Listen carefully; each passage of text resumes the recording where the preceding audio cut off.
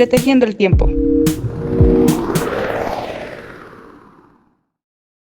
Bienvenidos a este nuevo episodio de Impronta, Entretejiendo el tiempo. En el tiempo.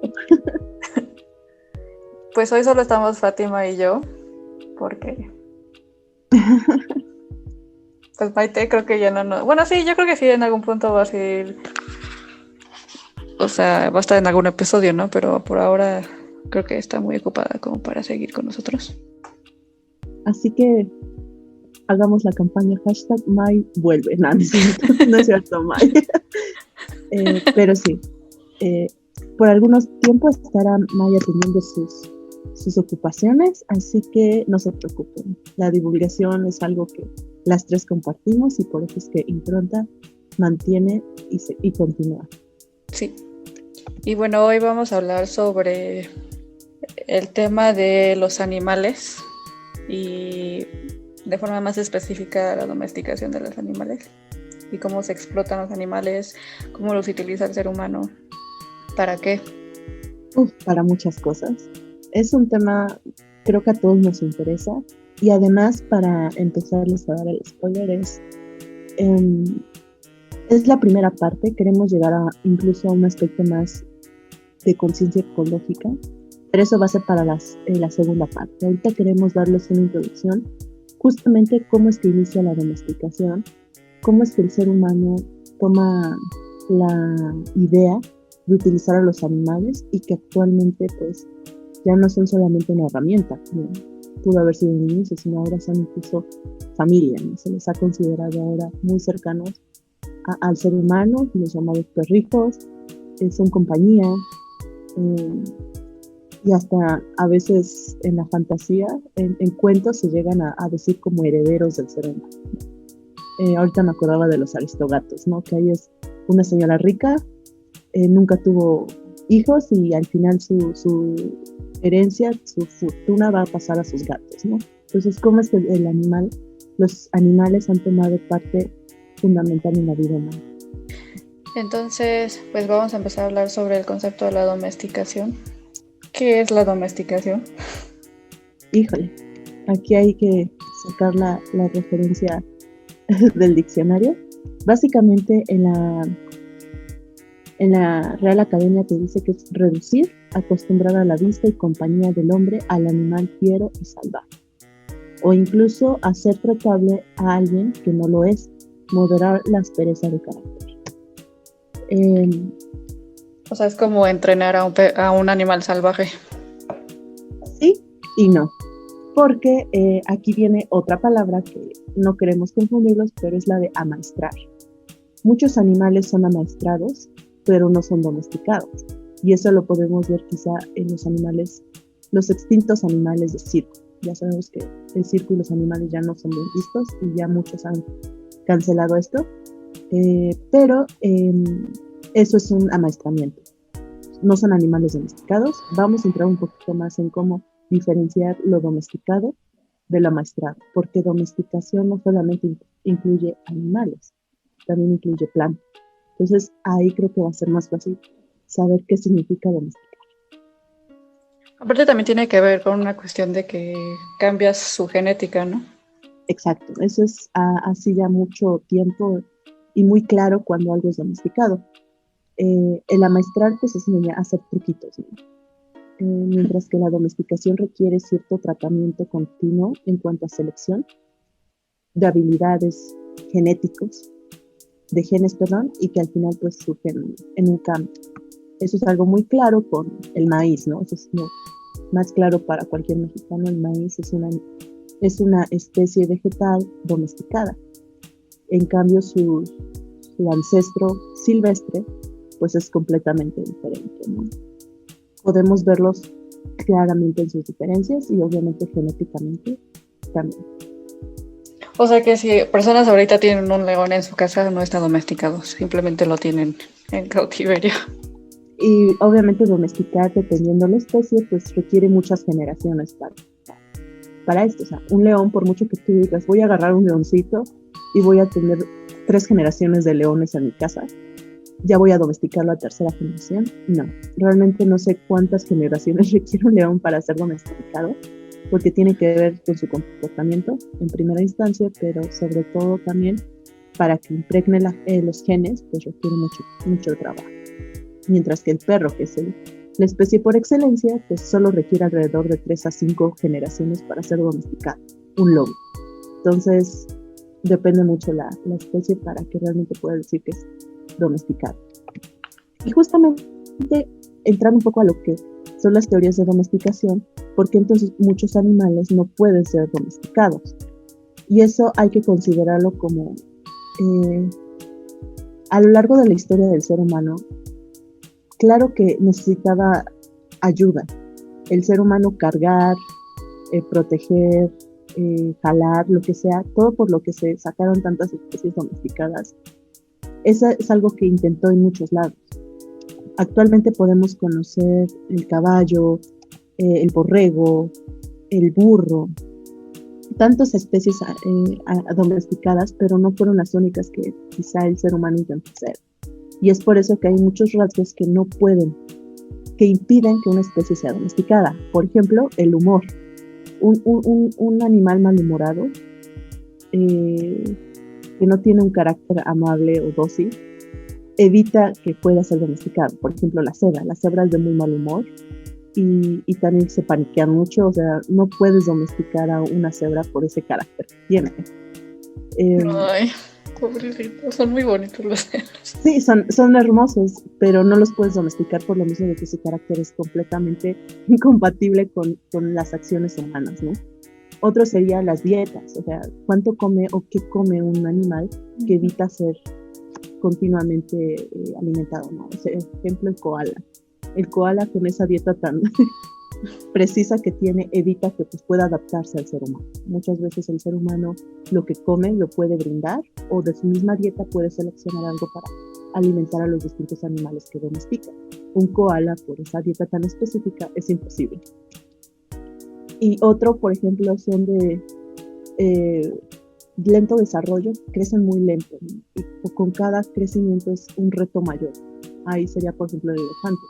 El elefante es dócil, el elefante tiene estructuras familiares muy similares a las del humano, pero por ese desarrollo tan lento y tan potente al final que es del tamaño, el elefante nunca ha sido domesticado. Ha sido amaestrado. Es en circos, en la actual India, en las guerras incluso se llegó a ocupar el elefante, pero no puede ser domesticado, solamente amaestrado. Y otro, pues como decíamos, ¿no? Se paniquean muchísimo, las gacelas, por ejemplo, también. No sé. O sea, no se puede. Hay otros que también son por ese temperamento, el zorro. El zorro además es individual, trabaja solo, no puede tener como alguien que le diga o le dé órdenes, como pues surge con el ser humano. Por eso es que muchos animales son fácilmente domesticados, porque tienen estrategias jerarquizadas que el ser humano ocupa el puesto de líder, ¿no? Incluso eso lo pudimos ver si vieron la película de Jurassic World, perdón, la casi reciente, en la que sale Chris Pratt, en la que ahí se ve como él domestica, entre comillas, que más bien amaestra a velociraptors. Sí, los entrena, ¿no? Exacto, es la posición de líder y cómo mantienes eso ante los animales y que ellos te reconozcan. Eso es parte de este proceso de... No todos los animales se manejan así. Como dije, el zorro es muy individualista y hay otras especies, ¿no? Sobre todo felinos. No puedes por eso domesticarlas porque no responden ante un líder, claro. Y bueno, hablando de felinos, bueno, primero vamos a hablar sobre los perros, ¿no? Que es el animal que todo el mundo conoce como que ya está domesticado por el ser humano. Pues realmente no se tiene una idea clara sobre cuándo fue domesticado el perro, pero sí se sabe. El entierro más viejo que tenía un perro, creo que es de hace como 14,000 años. Entonces eso quiere decir que para entonces ya estaba domesticado el perro, o sea, ya formaba parte de las sociedades humanas. Entonces se calcula que más o menos el perro fue domesticado entre 27 y 40,000 años, o sea, hace 27 y 40,000 años. Ahí es cuando se piensa que ya tuvo como una ruptura genética del lobo. Ahora, ¿por qué fue domesticado? Pues ahí es cuando no sabemos por qué. O sea, hay varias teorías. Una de las teorías que yo leí es que Los lobos pueden sobrevivir mucho tiempo comiendo solo proteína. Los humanos no. Entonces, los lobos empezaron a acercarse a las comunidades humanas durante este periodo glacial como en el norte de Europa, y en este tiempo pues había muy poco comida aparte de carne, y entonces eso quiere decir que a los humanos pues les sobraba carne, porque aunque tengas un chingo de carne, no, o sea, le hace mal a tu cuerpo comer pura proteína. Entonces esto quiere decir que tenían comida de sobra, y como decías hace ratito, que los humanos pues pueden, de su propia alimentación pueden alimentar a los animales que domestican. Pues eso es una teoría, que de la carne que sobraba se las daban a los lobos, y poco a poco pues se fueron quedando con los humanos. Incluso los cachorros de los lobos, puede ser que algunas de estas comunidades los veían ya como un tipo mascota, aunque en ese tiempo obviamente el concepto de mascota no existía, pero les daban de comer a los cachorros, ellos se quedaban ahí, y ya después como que se empezó a ver la utilidad de tener un animal de este tipo junto a ti cuando, por ejemplo, salían a cazar. Entonces, así es más o menos como empezó la relación entre el ser humano y el perro. Bueno, los lobos y luego el perro. Pero esa es solo una teoría. No, y es muy fácil entenderlo. En general, cuando el ser humano está presente, lo podemos ver en zonas de turismo, ¿no? Están ahí las personas, hay mucho desperdicio de comida, los animales siguen estos focos de comida, es obvio, o sea, el animal te va a seguir si tú le das de comer, inconsciente o conscientemente. En este sentido, pues obviamente los lobos se dieron cuenta, es justamente con el proceso también de la agricultura, también eso también le dio un mayor boom a los lobos, y posteriormente sí, o sea, ves a los cachorritos, a cualquiera le puede enternecer, o a los niños incluso, recordemos que pues, son seres humanos, al niño le puede gustar el cachorrito. Actualmente así es, el cachorrito es el compañerito, entonces pues tomaban los cachorritos, quizá llegaron a cazar por justamente esta defensa ante los lobos, mataron a los padres, el cachorrito quedó ahí, y pues era de, ay, pues al niño le gustó, pues ahora dale su cachorrito. Y como les habíamos comentado, el lobo es de las especies más rápidas para domesticarse en cuanto a generaciones. Entre 3 y 5 generaciones de lobos a cuidado del ser humano ya puede estar domesticado y ya puedes tener un perro. Es muy fácil. Entonces, pues, obviamente en este proceso, el perro nació. Pero eso tiene que ver con la genética, o sea, o es más como tratas al animal. Es que es de todo, ¿no? De hecho, ese es justamente como los puntos básicos de la domesticación de animales, ¿no? Si hablamos de genes, significa también el esqueleto, ¿no? Obviamente los genes definen muchas cosas, y muchas veces en el esqueleto, los restos óseos, que ya sabemos que es de lo que más queda para trabajo arqueológico, pues da muestras de ello, ¿no? Y quizá muchos lo ven incluso en los dientes. Si tienes una dieta más blanda, pues, o una dieta diferente, pues también los dientes se adaptan a ello. El ser humano también. Hemos visto a todos nuestros primos humanos que los dientes cambian dependiendo de tu dieta, ¿no? Así, si estamos diciendo que al perro le puedes dar ciertos detalles, de hecho por ahí había leído también que, a diferencia del lobo, el perro puede procesar más aminoácidos que el lobo, justamente por todo el tratamiento que ya tiene. Entonces, le vas cambiando la dieta por lo mismo, ya no tienes que quizá cazar demasiado, porque pues el ser humano te va a proveer de la comida. Entonces, todo eso al final pues puede darte una diferenciación en cuanto a esqueleto, en cuanto a grasa, y al final pues esto redunda mucho en los genes. Es como todo un ciclo, ¿no? El ser humano te está dando una mejor vida, entre comillas, ya no te ejercitas tanto como el lobo, ¿no? Que es un cazador, y viajan, y tienen una jerarquía muy clara. Eso pues el ser humano te lo va a dar. Entonces es como entre eso y pues al final redundan los genes. No sé cuál llega primero, pero es parte de este proceso de convivencia. Sí, porque preguntaba porque cuando estaba leyendo sobre la domesticación del gato, Uh-huh. que básicamente casi no hay, pero decía que el gato salvaje se empezó a acercar a los seres humanos por cuestiones que tenían que ver con los roedores que se acercaban a las comunidades por la comida que tenían ahí, ¿no? Y más que decir, mira, qué bonito gatito, me lo voy a quedar como mascota, decían, pues nos están ayudando a deshacernos de los ratones y de las ratas, pues que se quede ahí. Entonces básicamente el ser humano dejó que el gato se domesticara solo. Pero, pues sí, como te decía la vez pasada, el gato realmente no está domesticado como tal, porque físicamente se sigue pareciendo mucho a los gatos salvajes. Obviamente ahorita ya hay unas especies que son más pequeñas. Los gatos salvajes, no sé si han visto uno, pero sí son un poco grandes y dan miedo.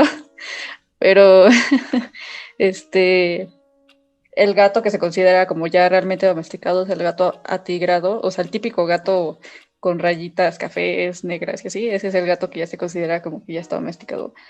Y ese apareció por la Edad Media, más o menos, en Europa. O sea, muy recientemente comparado con el perro. Sí, no, y de hecho, una observación de antes de lo que dijiste, Fer, sobre justamente en qué momento fue domesticado, si ya desde hace más de 10.000 años aparece en entierros junto al humano, es justamente difícil decir si ya estaba domesticado. Ya tenía el perro un lugar, pero todavía no hay tanta diferencia con el lobo. Sin embargo, ya tiene un lugar especial, tanto que pues, está enterrado junto a un hombre, ¿no? Uh-huh. Igual, el gato también ya tiene...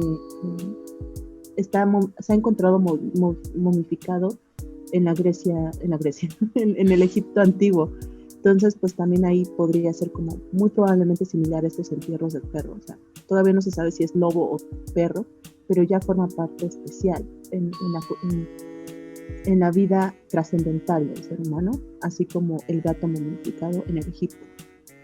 Pero sí, definitivamente, claramente ya la genética te dice Edad Media.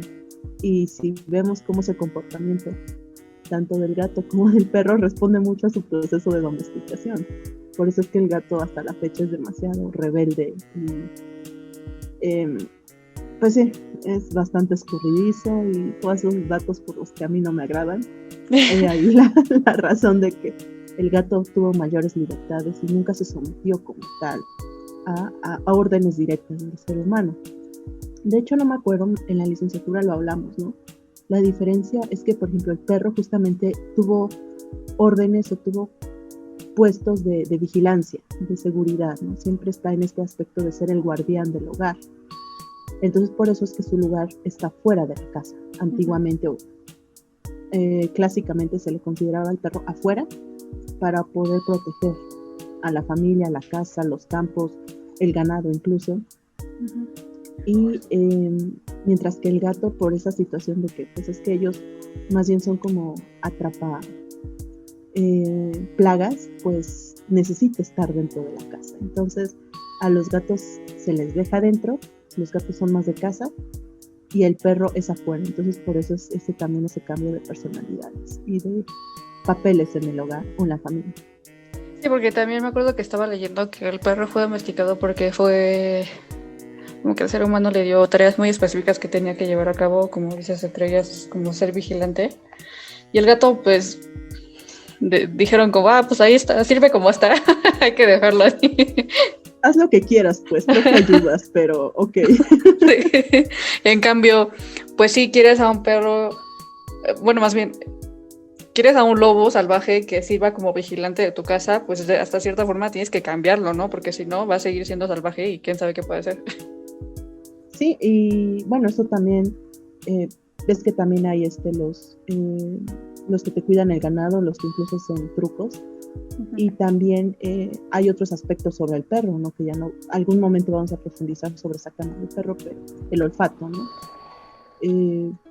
El olfato es algo muy específico que hasta la fecha, por eso es que los pastor alemán son tan buenos perros policía, uh-huh. Y en los aeropuertos los ocupan, o sea, ese olfato fue justamente en un proceso de selección, que justamente es domesticación, seleccionar algo que te importa, y por eso los genes o las habilidades del olfato se fueron seleccionando, y por eso las razas del perro se fueron haciendo cada vez más claras, porque eso el ser humano selecciona, domestica y pues utiliza, ¿no? Que es el olfato. El perro siberiano, pues obviamente también es incluso transportista. En cambio, si el gato fue de, bueno, ya te acomodaste, eres útil, bueno, continúa en lo tuyo. Sí. Los gatos son un poco mamones, la verdad. No me agradan por eso. Sin perro. Bueno, de hecho no, yo soy bird person, pero prefiero a los perros, sí, no, los gatos. Sí, yo también. Pero bueno, entonces también tenemos que pensar como esta relación entre el ser humano y los animales, en específico el perro, pues no es algo, o sea, es algo que ha estado pasando desde muchísimo tiempo, y en el México prehispánico los animales no solo servían para comida, tenían muchas utilidades.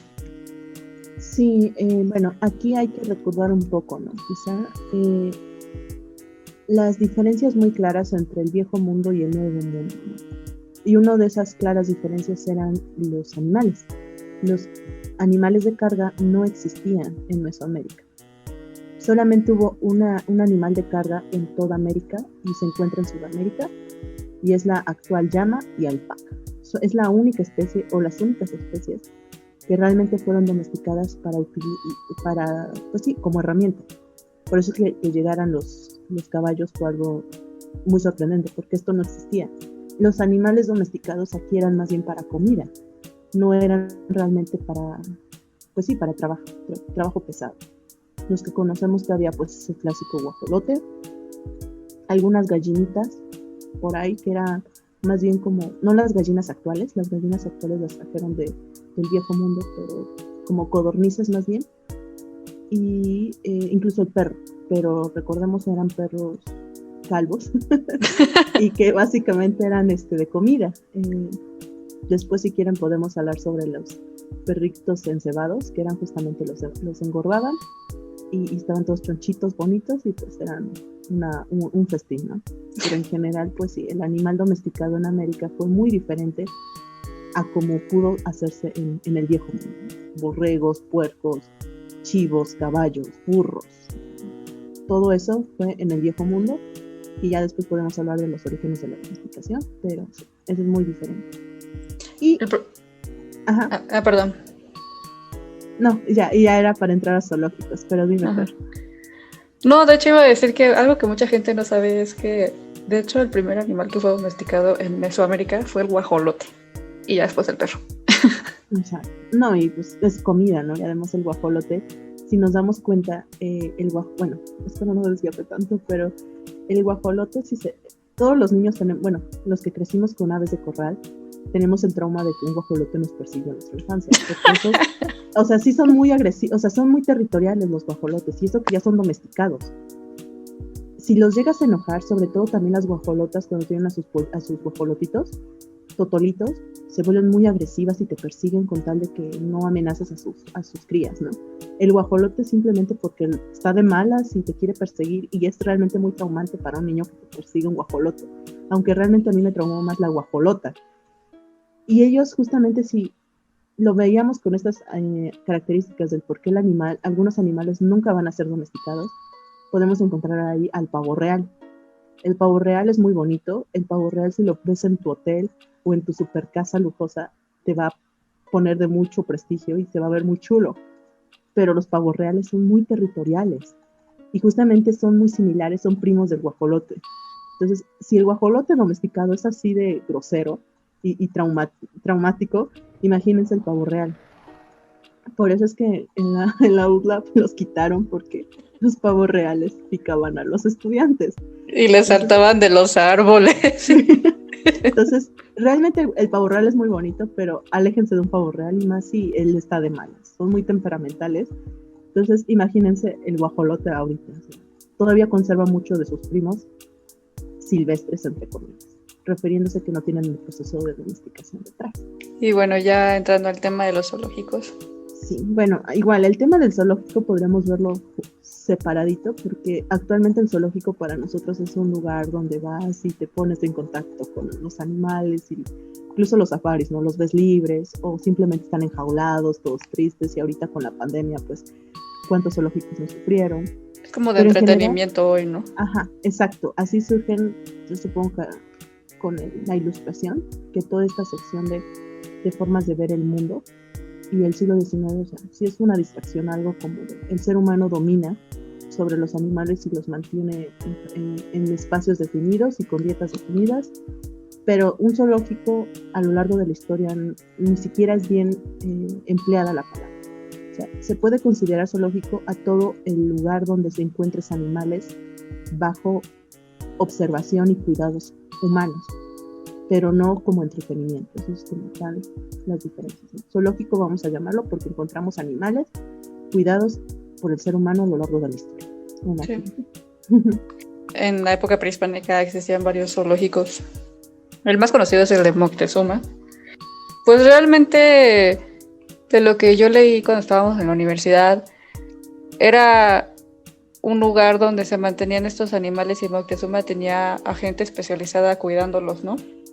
¿Me dejas leer? Bueno, sí, ¿tu trabajo? No, bueno, es que sí, en la universidad, una de las materias elegimos hacer un tema de lo que quisiéramos. Yo quise hablar de plumas específicamente. Ya saben, yo amo más las aves que cualquier otro animal, pero justamente sobre este tratamiento de animales, ¿no? El control del ser humano sobre animales y cómo se registra arqueológicamente y en las fuentes etnohistóricas este conocimiento humano y cómo es que se puede ver claro en el zoológico de Moctezuma, que claro, han llamado mal zoológico, porque como dijimos, zoológico refiere a una forma de entretenimiento, no a la posesión y cuidado del ser humano, porque el zoológico responde a necesidades de entretenimiento. Lo que encontramos en Mesoamérica no es para entretenimiento, para el público. Entonces, antes nada más hay que recordar que esto no solamente fue en Tenochtitlan, en el siglo XVI, esto está registrado en Teotihuacán, y Teotihuacán, ya hemos hablado de Teotihuacán, desde el siglo II hasta el siglo V de nuestra era, también tienen un lugar donde se han encontrado distintas especies. Básicamente podemos encontrar de tantas restos, ahí como en sus espacios, aves como el águila, el cuervo, el búho, el halcón, la aguililla, el águila, la tórtola y la codorniz.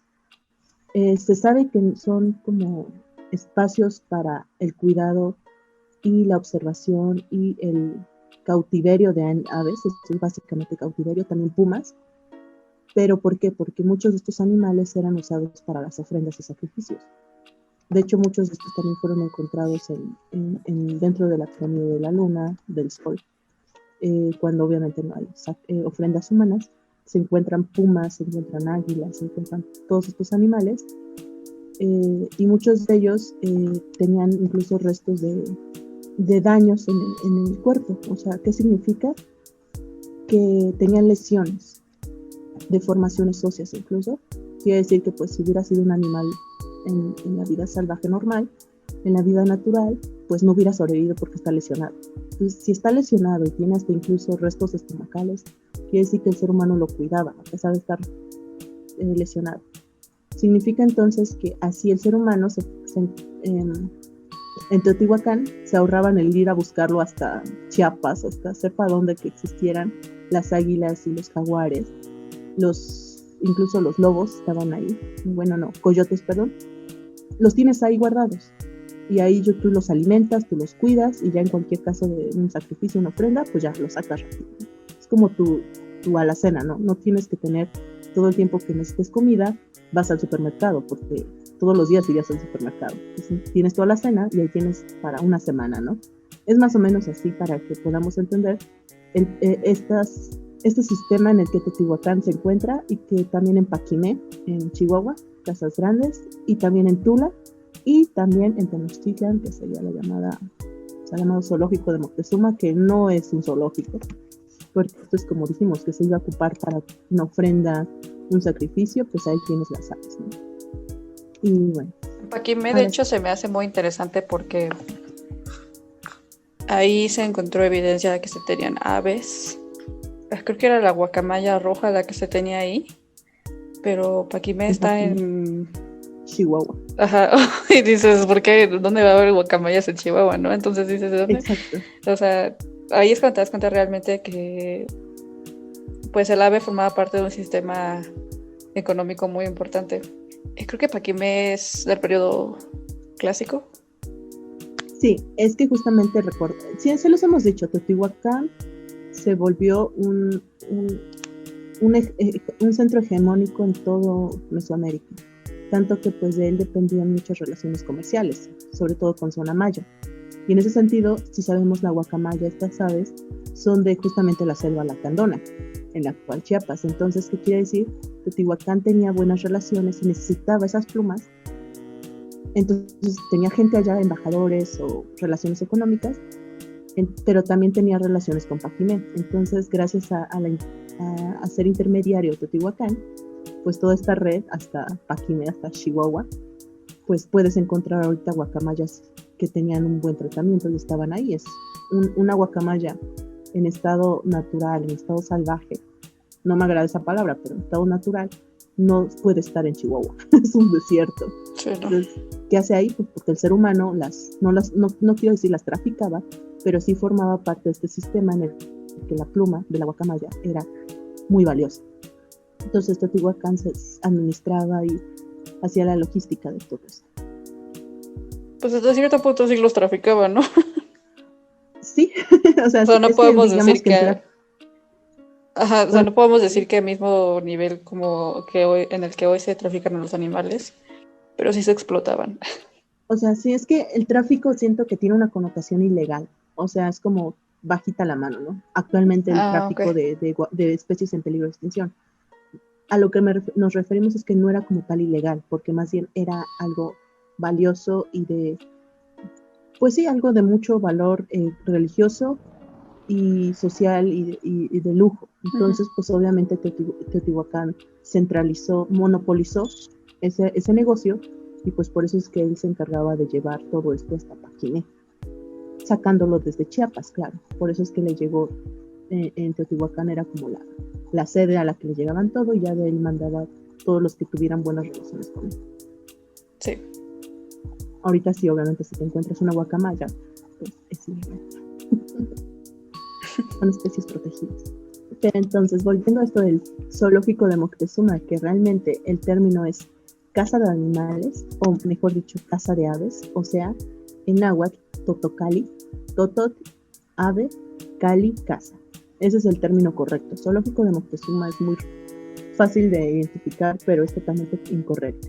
Y bueno, hay fuentes en las que se habla de esto. A mí me gusta mucho cómo Cortés lo menciona, ¿no? En su segunda carta, escrita el 30 de octubre de 1520, así que dice así: tenía una casa donde tenía un muy hermoso jardín con ciertos miradores que salían sobre él. Tenía 10 estanques de agua, donde tenían todos los linajes de aves de agua que en estas partes se hallan, domésticas. Y para las aves que se crían en el mar, eran los estanques de agua salada. Y a cada género de aves se daba aquel mantenimiento que era propio a su natural, y que con ellas en el campo se mantenían. Había para tener cargo de estas aves 300 hombres, que ninguna otra cosa entendían. Habían otros hombres que solamente entendían en curar las aves que adolecían. Tenía otra casa muy hermosa donde tenía un gran patio losado a manera de un gran juego de ajedrez, y las casas eran hondas cuanto estado y medio, y tan grandes como 6 pasos en cuadra, y a la mitad era cubierto de losas, y a la mitad que quedaba por cubrir tenía encima una red de palo muy bien hecha, y en cada una de estas casas había un ave de rapiña, comenzando de cernícolo hasta águila, y en lo cubierto de cada una de estas casas había un palo con alcandra, y otras fuera debajo de la red. Daba todos los días de comer gallinas y no otro mantenimiento. Había salas grandes y bajas, todas llenas de jaulas grandes de muy grandes. Maderos muy bien labrados y encajados. Había leones, tigres, lobos, zorras y gatos de diversas maneras. O sea que sí tenía un montón de animales ahí. Y como les dijimos, esto es básicamente porque pues, se requerían para una ofrenda, para un ritual, para una ceremonia. Ya no tenías que irlas a pedir por una semana hasta sepa dónde, pues ya ahí las tenías a la mano. Y además de que, pues, evidentemente esto, si tú mantienes este lugar, ¿cuánto prestigio te puede dar? Uh-huh. Y eso es básicamente lo que también lo tenían. Pocos eran los que podían entrar a verlo.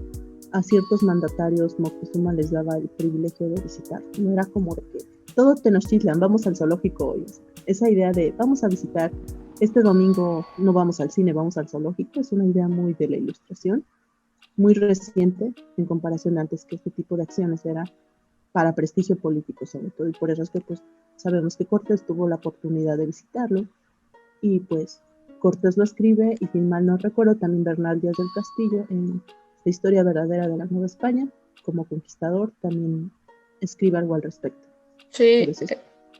de hecho, ¿sabes qué? Algo que se me hacía muy interesante, que me acabo de acordar que lo leí cuando estábamos viendo, alguna vez en la universidad que estaba leyendo el zoológico de Moctezuma, que tenía como distintas secciones y en algunas partes separaban a lo que, bueno, obviamente los investigadores consideran que eran los animales sagrados. Entonces, no sé, probablemente ahí tenían, no sé, al jaguar o al colibrí, no se me ocurre otro ahorita, pero también tenían otra sección donde tenían a gente con deformidades y a gente albina, no porque eran considerados como animales, sino porque eran considerados, no se me ocurre otra palabra ahorita, pero como una maravilla, ¿sabes? De Y hecho, diste un buen punto, Fer. Ese tema no lo logro, no he leído mucho al respecto, y siempre como que no lo he investigado tanto, pero de hecho sí me recuerda justamente como los mayas les daba mucha curiosidad y mucha admiración los enanitos, los que tienen esta condición. Los consideraban también junto a grandes reyes, estaban como en las cortes de los gobernantes, y creo que eso también era compartido con muchos pueblos venezolanos. Entonces sí, eran como esta gente especial que tenían su lugar en este lugar de prestigio. sí, y me acordé de eso ahorita porque mencionaste a Bernal Díaz del Castillo y me acordé que él en su crónica habla sobre cómo en el mercado de Tlatelolco tenían esclavos, pero ahí sí eran como mercancía. En este caso, no, o sea, en el caso del zoológico, entre comillas, de Moctezuma, no eran como algo hasta cierto punto medio sagrado, ¿no? Los cuidaban. Como dices, el zoológico de Moctezuma era un lugar donde se cuidaban a estas especies y personas. Si volvemos a recalcar un zoológico, la misma palabra te dice que todo el público con la posibilidad económica puedes ir un domingo, puedes ir con tu familia, incluso es como un centro para recreación de niños. Esto no será un zoológico, esto era solamente un lujo como Tlatoani, como gobernante, como noble, y si acaso un dignatario para presumirlo, ¿no? Para ejercer tu presión política, tu presión militar incluso. O sea, el poder que tenían México Tenochtitlan ante sus vecinos, ante su competencia. Pero para nada era un espacio para todos los tenochcas o tlatelolcas, era solo para... Sí. Y bueno, ya pasando al tema de Bernal Díaz del Castillo, para los que no saben, él fue un conquistador, ayudó a Hernán Cortés y escribió, como dice, su historia verdadera de la Nueva España. O sea, yo no lo he leído todo, creo que en algún punto nos dejaron leerlo en la universidad y la verdad no lo leí todo, pero sí me acuerdo mucho de esa parte del mercado de Tlatelolco, porque habla sobre cómo, en primera, cuando llegan, como que los españoles se sorprenden mucho por la cantidad de gente, la cantidad de ruido que hay, muy como los mercados de hoy en día, ¿no? Pero luego te empiezan a hablar, bueno, empieza a escribir sobre los tipos de mercancías que tienen, oro, piedras, plata, creo que en algún punto también empiezan a hablar sobre los materiales que usan para hacer la ropa, los zapatos, y luego ya habla sobre los animales que hay, ¿no? Pero ahí sí, como digo, ahí ya eran como más mercancía. Hablaba sobre las pieles de distintos animales, como creo que habló sobre cueros de tigres, de leones. Obviamente yo creo que en ese entonces Bernal Díaz del Castillo, o sea, yo no sé si había leones en Mesoamérica, no creo, pero pues los animales que él veía los asociaba con estos, entonces los llamaba leones. También había cueros de venados y aparte también tenían a los venados, a las gallinas, a los gallos, a conejos que vendían vivos para pues lo que la gente necesitara, ¿no? Una parte muy, muy, muy interesante que me acordé cuando estaba leyendo es que también habla sobre que había baños públicos ahí. Y no solamente eso, sí, es que es un mercado, sí, como tal. Puedes encontrar cualquier cosa. Me acuerdo que hasta habían mujeres que daban sus servicios de compañía, y que también lo menciona Bernal. O sea, había de todo. Creo que incluso, habían, no recuerdo ahorita cómo se llama el cargo, pero eran como jueces que que obviamente se dedicaban a como que el comerciante no se aprovechara de los precios o aprovechara del cliente. Estos jueces se encontraban y ahí si había alguna queja, algún problema, pues acudías ante estos jueces y pues en ese momento se hacía la reclamación y se hacía el castigo al comerciante, ¿no? Es algo muy padre. Y si eran castigos muy pesados, porque obviamente no puedes abusar de tú como comerciante, no tienes que abusar de tu cliente, ¿no? Y creo que en ese momento estas chicas, bueno, mujeres en general, sabemos que los mexicas eran muy, los tenochcas, no sé si también los tlaxcaltecas, eran demasiado frígidos, me encanta decir, eran muy, muy así, muy santurrones, no les gustaba como que ciertas actitudes, sobre todo en vestimenta, ¿no? Y en ese sentido, en esta situación, no les gustaba este tipo no les agradaba el oficio más antiguo del mundo, ¿no? Entonces, evitaban que pues estuvieran ahí las chicas. Entonces, creo que se tenían como una seña, no me acuerdo qué era, si un colguije, una ropa o algo pintado en la piel, que con eso dabas a entender que eras este tipo de chica que ofrecía estos servicios, para que obviamente el juez no te detectara y con eso no las corrieran, pero en ocasiones pues las detectaban y las corrían así muy feo, ¿no? Entonces, pues podías encontrar en los mercados todos los servicios y productos, y definitivamente dentro de los animales, pues el jaguar, ¿no? De hecho, pues sí. Era parte de los encargos que tenía con sus colonias, con sus pueblos sometidos, pues, todas estas pieles que eran de mucho prestigio. El jaguar era importante, ¿no?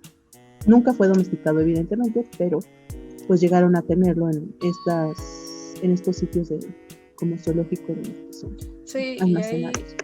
Y ahí es cuando ya vemos que, a diferencia del zoológico Moctezuma, pues en el mercado, como digo, ¿no? Se trataban a los animales más como un producto, como para satisfacer una necesidad humana. Y aunque en el zoológico de Moctezuma sí había jaguares y los tenían ahí en cautiverio cuidándolos, pues en los mercados se vendían más como su piel.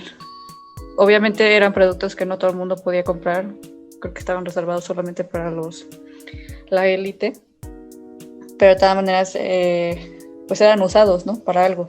Sí, o sea, sepamos, ¿no? En el mercado puedes encontrar de todo, puedes comprar lo que tú quieras.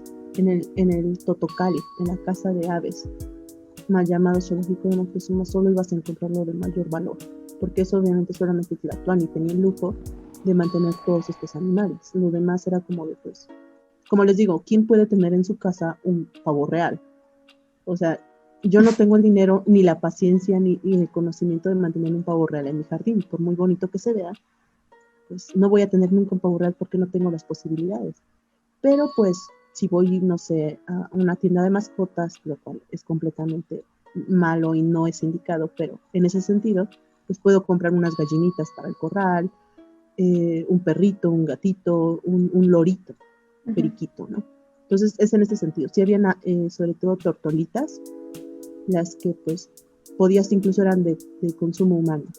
Y son muy fáciles de matar, son muy sabrosas, y pues las puedes comer en cualquier momento, incluso silvestres, o las puedes criar tú mismo. Entonces pues, eso lo encontramos en el mercado, pero ya el ir a ver los jaguares que iban a aparecer más tarde en el Templo Mayor, pues no, eso no cualquiera, solamente Moctezuma con todo el poder y recursos del que disponía.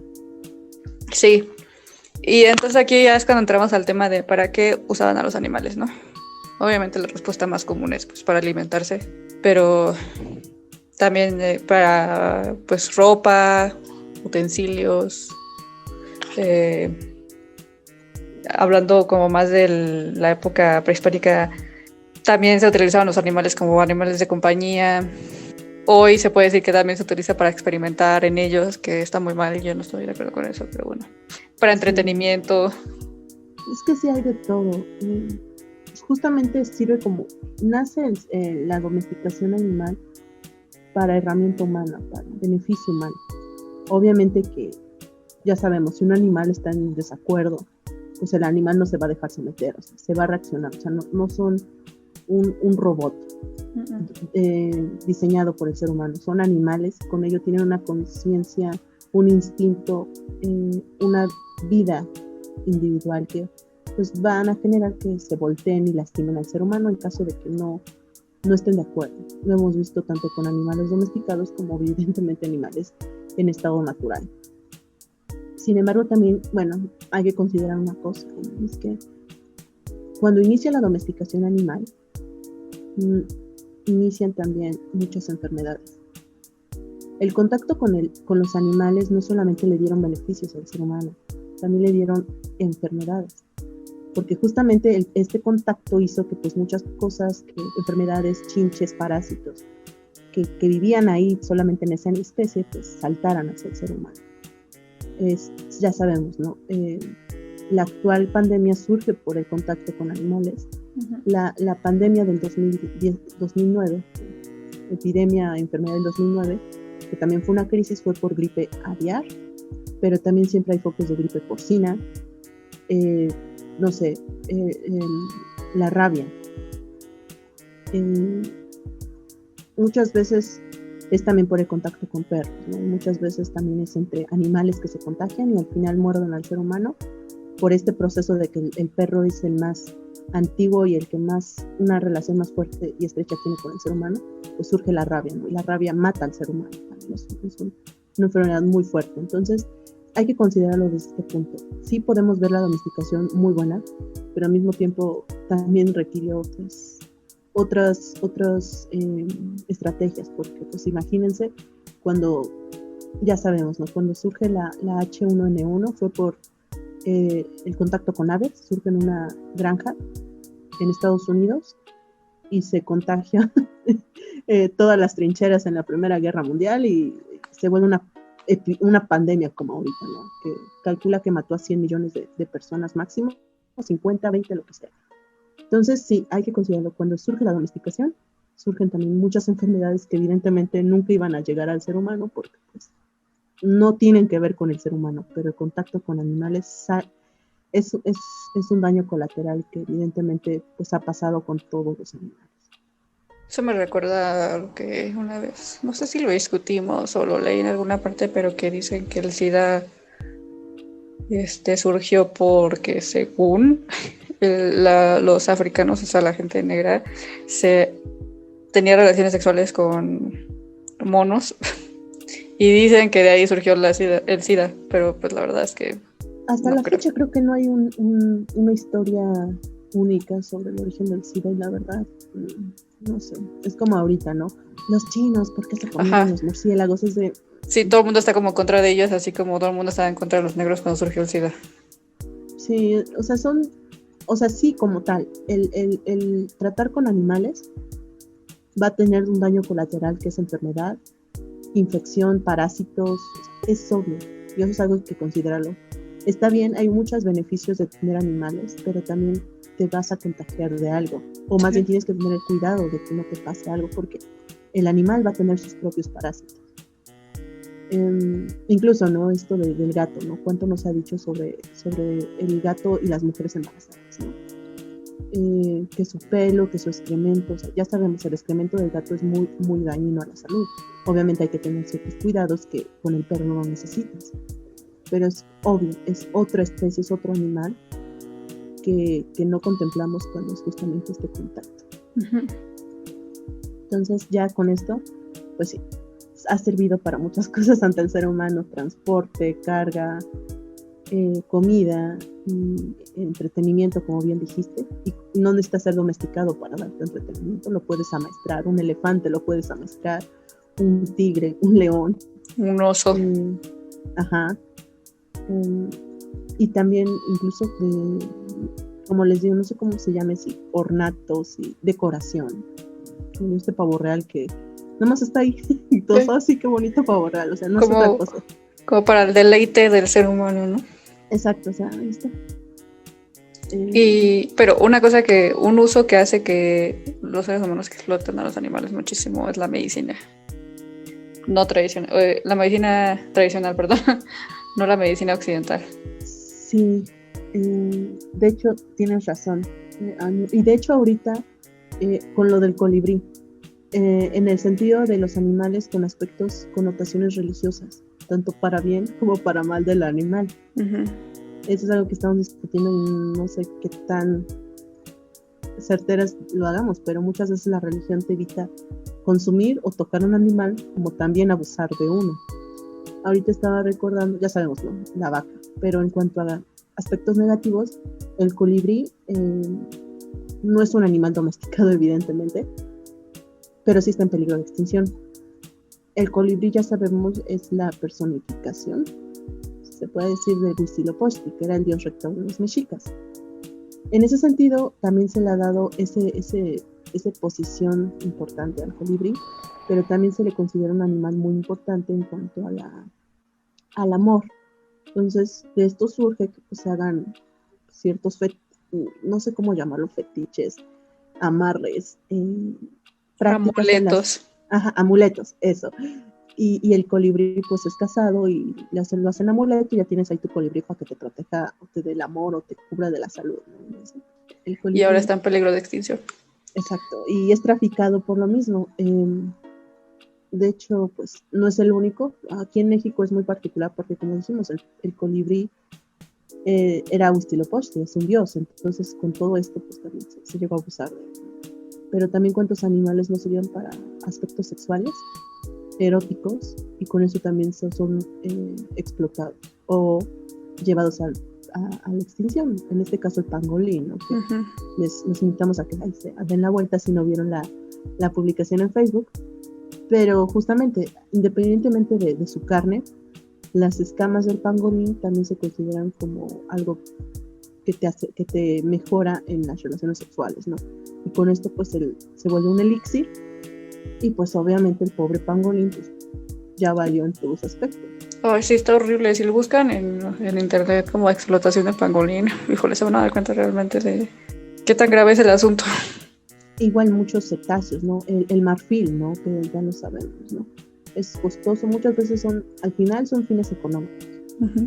Y en ese sentido, pues el marfil es muy claro, ¿no? O sea, tienes que sacrificar a todo el individuo, a todo el animalito, con tal de conseguir el marfil, que es un bien muy costoso y muy bonito.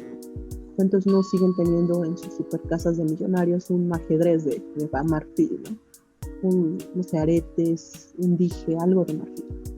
Y como los rinocerontes, que ya ahorita, obviamente, pues todo el mundo sabemos que ya quedan muy pocos rinocerontes, pero lo que están haciendo es inyectarles, no sé qué les inyectan, pero les inyectan algo para hacer que el cuerno del rinoceronte se vuelva como rosa, fosforescente, o incluso se los cortan porque matan al animal por su cuerno.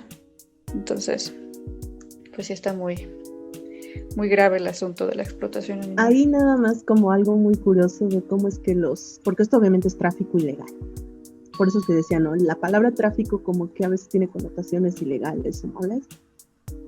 Pero en este aspecto del tráfico del marfil, que es evidentemente ilegal, dado que está estos problemas y ya están en teoría, tienen mucha vigilancia, tanto elefantes como rinocerontes, todos los encargados de este mercado negro dijeron, ok, si nos van a vigilar y si van a tener bajo su cuidado a los animales vivos, ¿qué hacemos para mantener el marfil, no? Y se les ocurrió la brillante idea de que, pues, si los vivos no podemos usarlos, pues usemos los muertos. ¿Qué quiere decir? Se fueron a Siberia, hacia toda la zona norte, a buscar restos de mamuts. Ay, no. Y con eso, pues extraen el marfil y pues no pasa nada, el marfil sigue intacto, pero pues ya no son de animales actuales, sino pues de animales extintos como todos los mamuts, ¿no? Entonces, pues eso ya no es como tal a la ecología, como tal, pero pues, es el patrimonio, es la paleontología y no, que es como de no es para que lo sepan, también existe este mercado en mamuts muertos hace miles de años. Aparte también yo supongo que hasta lo podrían vender más caro, ¿no?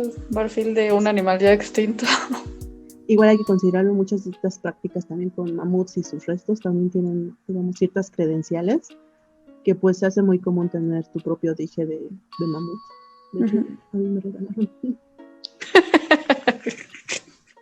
¿Y lo usas? De vez en cuando, sí.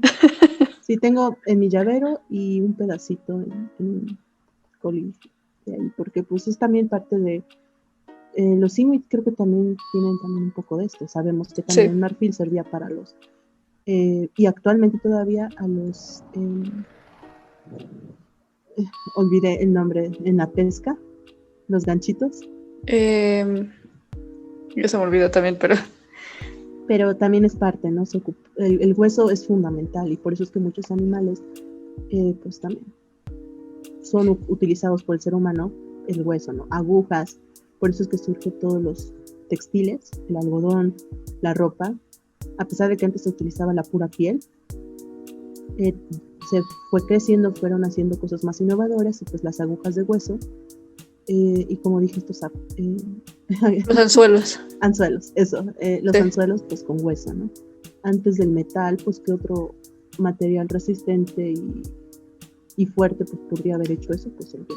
Sí, pero la diferencia es que estas sociedades pues lo hacen como hasta cierta forma por sobrevivir, ¿no? Pero hoy en día, gracias a la modernidad y al hecho de que tenemos muchos avances tecnológicos que nos llevan a creer que somos más que la naturaleza, ya como que ni siquiera concientizamos el hecho de que son seres vivos, ¿sabes? Hasta incluso los ven como solo, como algo, o sea, algo que ni siquiera tiene vida a algunas personas. No me voy a meter mucho en ese rollo de cuándo fue que empezamos a considerar que la naturaleza ya no es importante, porque es muy complejo, pero antes sí se creía que el ser humano era parte de la naturaleza y ahora ya nos consideramos como mucho más importantes, como que podemos hacer lo que queremos, matar a todos, como semidioses. O peor, bueno, no peor, pero ya no tanto de religión o de sacralidad, sino pues como seres humanos fuertes, poderosos e inteligentes, ¿no? Sin embargo, justamente uno de los puntos que queríamos tener al final era esta explotación animal, es porque muchas veces también es desacralizada en la naturaleza. Recordemos que en general muchos de los, tristemente el estereotipo que se tiene del indígena, porque es como indígena, es una etiqueta muy general y incluso un poco despectiva ya, porque no estás refiriéndote a una cualidad general, o sea, cada pueblo tiene su nombre, ¿a cuál de todos? Todos son diferentes. Entonces, el decir indígena, ¿a cuál? Y ni siquiera los indígenas se sienten indígenas. Entonces, hablando de esto, estos pueblos que conservan mucho de la tradición llamada milenaria en todo el mundo. En México encontramos muchísimos, pero como dijimos, los Inuit, en Nueva Zelanda, en todos los lugares existen estos pueblos que aún conservan mucho de ese conocimiento tradicional. En general se les atribuye este estereotipo de que ellos sí son más unidos a la naturaleza, ¿no? Porque realmente mucho de esto entienden y protegen sitios sagrados, ¿no? Selvas, valles, zonas específicas en las que no permiten que empresas entren y tomen, no sé, construyan un hotel, yo que sé, un pinche estacionamiento, que me chocan los estacionamientos. Tren. Perdón. Pero justamente no es porque el pensamiento empieza como a volverse más científico. Era lo que platicaban, no sé. Simplemente tú de niño te dicen bien o mal, ¿no? No sé, no te acerques al perro porque te muerde. Y ya con eso, pues quizá el niño puede tener cierto miedo al perro, porque es de no me va a morder. Pero al niño no le tienes que decir si es bueno o es malo, sino más bien, oye, no le pegues al perro porque te va a morder, o acarícialo, ya ves que no te va a hacer daño. O sea, es el ser vivo, ¿no? Conócelo. Es más como de pedagogía y psicología infantil, que obviamente no es nuestro rubro, pero es más o menos lo que intentamos decir, ¿no? Muchas veces se le considera bueno o malo a un animal, y con eso ya sea que lo explotes o ya sea que ni lo toques. Ya sabemos, la vaca no es consumida, es buena, es Dios, entonces no lo tocas, y pues la vaca vive feliz, bien por ella. Pero cuando se le quita eso y empiezas a investigar qué hace, es cuando, ok, entonces tiene estos beneficios, puedo usarlos. Igual, ¿no? Sobre los mitos, ¿no? Como decíamos, algo que te ayuda en la relación sexual. Tantos elixires, es ahí donde también está mal, ¿no? Pero es por eso, ¿no? ¿Cuánto de los pensamientos mágicos religiosos afectan justamente sobre la supervivencia de ciertas especies?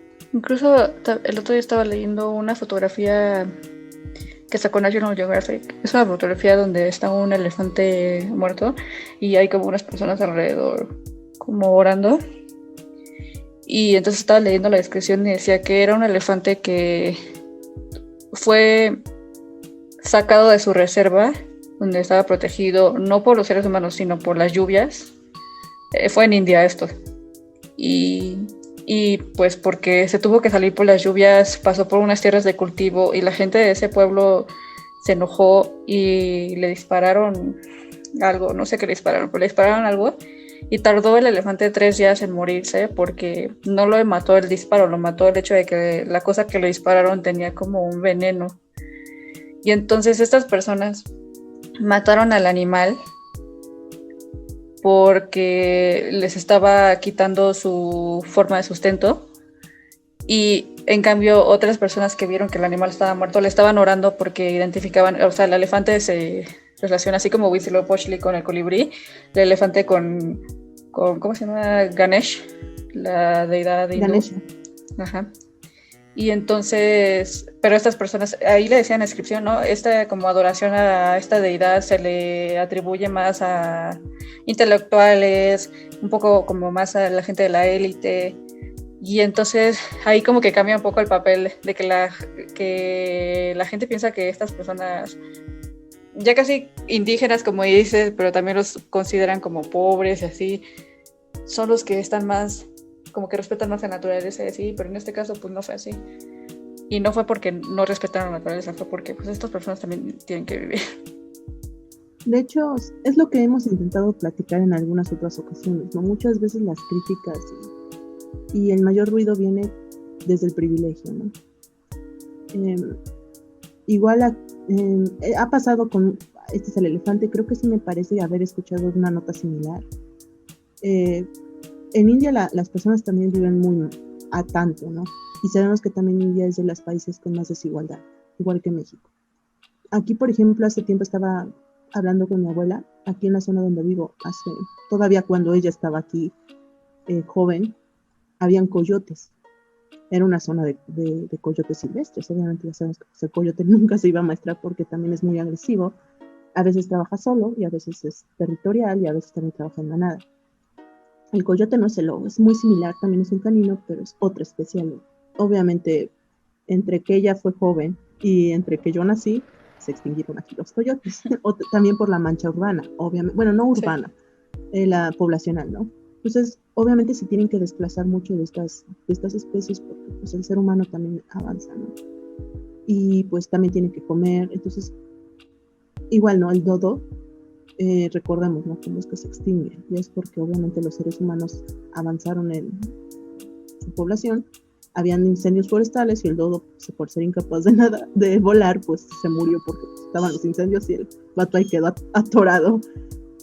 Todavía creo que los últimos dodos estaban hasta el siglo XIV en las Islas Mauricio, ¿no? Acuérdate que no leí en enciclopedia hace años. Entonces, o sea, muchas veces sí, como una... Tristemente, porque obviamente no es que el ser humano los case intencionalmente, simplemente que no logran adaptarse a que pues, el ser humano está también ahí. Sí. Y también muchas veces también interfieren con sus cultivos, ¿no? Ahorita, por ejemplo, volví a olvidar el nombre de este animalito, que es muy bonito y que hay muchas cosas escritas en internet sobre está en peligro de extinción, ¿no? Cuídalo, no te hace daño, esta cola grandota almillada como estilo lemur, es de aquí de México, Cacomixtle. Cacomixtle. El cacomixtle tiene también ciertas actitudes que evidentemente en una ciudad lo pueden atrapar y puede vivir en un sitio adecuado, pero si un cacomixtle entra al campo, en zonas suburbanas, puede matar a las aves de caza, es cazador y además mata por placer. Porque sí hay animales que matan por placer, no vamos a romantizar a los animales, o sea, cada uno tiene su propia personalidad, y hay animales que matan por placer, como el gato. Sí, el gato también mata por placer. Entonces, la pobre persona aquí con sus gallinitas, con sus guajolotes, con su sembradío, Obviamente el cacomisle también, porque es muy ágil, se puede comer los frutos. Y luego pues ya te desacompletó, ¿no? La siembra. Pero como dije, también mata por placer. Y como es más chiquito y más ágil, si tú pones tu gallinero, lo haces para evitar, no sé, perros, ¿no? Gatos, incluso tlacuaches. Pero el cacomisle rebasa todas las habilidades de estos y no es zona de cacomisle. Es bueno, vamos a hablar posteriormente, pero muchos animales llegan por acciones humanas a zonas donde no están preparadas las especies y por eso las extinguen. El cacomisle es de zonas muy específicas en las que la mancha suburbana pues, no está preparado para ello. Y como dije, muchos gallineros no están acondicionados para que enfrente un cacomisle. Uh-huh. Y cuando llega el pobre señor, la señora, pues ya le mató a sus gallinitas porque pues se metió ahí por una rendijita en la que en la vida hubiera esperado que hubiera traspasado. Y pues allá adentro mató a todos los que quiso, ¿no? Y pues, ¿qué pasa? Pues muchos dicen, ay, no, es que el pobre cacomisle no lo maten. Y él pero me acaba de matar mis gallinas. Y es muy escurridizo, entonces, ¿cómo puedes alejarlo si en la noche está activo, ¿no? Y yo necesito dormir. Entonces, son como efectos tanto de, no sé si privilegios, ciudad, campo, pero que sí muchas veces podemos juzgar como de pobre animal, pero también es de qué acciones están realizando y qué acciones están rozando con las pobres personas afectadas, ¿no? Sí. Pero bueno, creo que este tema da para muchísimo más, nada más que creo que estaba checando el tiempo y ya no nos da. Exacto. Como les dijimos también, esta era la primera parte, queríamos darles la introducción a domesticación, o sea, cómo surge la relación entre el ser humano y los animales. Y obviamente estamos aquí ya dando las bases para la próxima, que es justamente las acciones humanas afectando el equilibrio, pero también con ayuda de otros animales. También como los animales ahora, bueno, como ahora ya ha habido un cambio en la ideología, o en la forma en la que conceptualizamos a los animales hasta tal punto que ya no los considero, o sea, ya, bueno, los perros, por ejemplo, ya son como hijos. Perrijos. Sí. Y bueno, también vamos a hablar un poco sobre eso. Claro, pero es justamente tanto bien como para mal que el ser humano, pues, ha rebasado ciertos límites que humanizar al animalito, ¿no? Eso es otro tema. Pero sí, es algo que veremos en la segunda parte y esperemos haber estado claros en domesticación. Sí. Pero bueno, esto fue Impronta. Entretejiendo el tiempo.